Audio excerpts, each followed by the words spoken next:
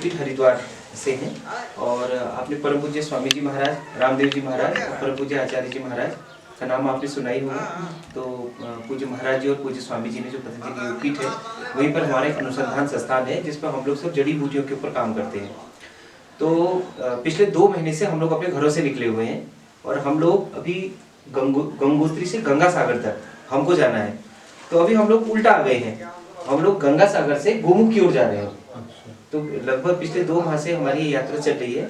तो गंगा सागर मतलब जहाँ गंगा जी बंगाल की खाड़ी में समुद्र से मिलती है, उस क्षेत्र से लेकर के, क्योंकि अभी इस एरिया में बहुत ज्यादा बर्फबारी थी, क्योंकि गोमुख के कपाट, गंगोत्री के कपाट भी नहीं खुले थे। तो अब हमारी यात्रा यहाँ तक अब अंतिम चरण पर अपनी पहुंची है। अभी 2-3 दिन बाद हम लोग गंगोत्री चले जाएंगे, उसके बाद हम गोमुख।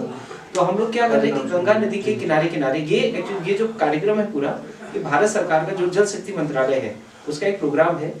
क्योंकि सरकार अलग अलग तरीके के बहुत सारे कार्यक्रमों को चलाती रहती है, लेकिन अभी भी सरकार को ये एक इस तरह का आंकड़े इकट्ठा करना है कि यदि हम जड़ी बूटियों की बात करें, क्योंकि देखिए बहुत सारे लोग जानते हैं कि जो गंगा नदी हमारी ये दुनिया की सबसे पवित्र नदी है। और गंगा नदी की सबसे बड़ी खासियत है कि कभी भी इस गंगा नदी के पानी में कीड़े नहीं पड़ते।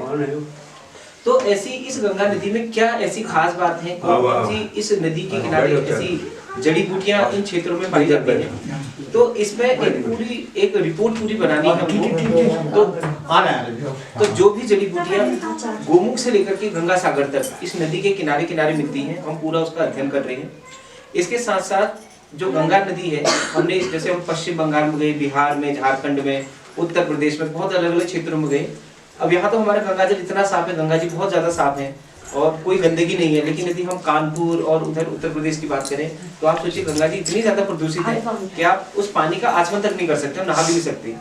तो वहाँ पर गंगा की जो शुद्धता है वो कैसी है, पूरी रिपोर्ट बना करके पूरी सरकार को हम दे रहे हैं।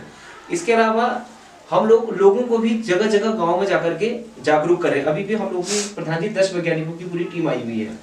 हम लोग यहाँ 4-5 ही आए हुए हैं, लेकिन हमारी वैज्ञानिकों की टीम पूरा गंगा नदी के आसपास जो भी क्षेत्र है, जहाँ जहाँ गंगा जी नदी के इधर और उधर दोनों तरफ जो भी जड़ी बूटियां वनस्पतियां यहाँ पर पाई जा रही हैं, उन सबका हम लोग यहाँ पर पूरा अध्ययन कर रहे हैं। तो एक सुंदर सी हम लोगों ने किताब भी बनाई है इस पर, क्योंकि हमारी आधी यात्रा हमारी लगभग 90% पूरी हो गई है।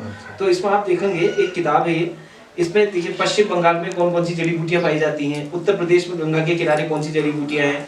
अब उत्तराखंड का क्योंकि हम काम कर रहे हैं, अब यहाँ के हम निकालेंगे।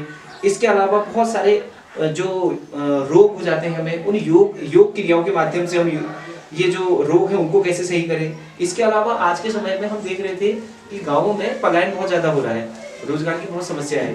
तो बहुत सारे इस पुस्तक में हमने ऐसे कुटीर उद्योग के बारे में बता रखा है कि इन कुटीर उद्योग के माध्यम से गाँव में जो रोजगार है वो भी बहुत ज्यादा बढ़े, जिसमें मधुमक्खी पालन है, शहद, मधुमक्खी, इसके अलावा मशरूम। आप सोचिए मशरूम पालन, ये जो एरिया है ना मशरूम के लिए इतना बेस्ट है क्योंकि यहाँ नमी बहुत ज्यादा है। तो मशरूम पालन के ऊपर, और इसके अलावा एक हमारे पास एक धरती का डॉक्टर एक किट है, एक किट हमने बना रखी है धरती का डॉक्टर। अब आप देखिए जैसे लोगों के भी डॉक्टर होते हैं, जानवरों के भी डॉक्टर हैं, लेकिन हमारी जो मिट्टी है इसकी कोई डॉक्टर नहीं है।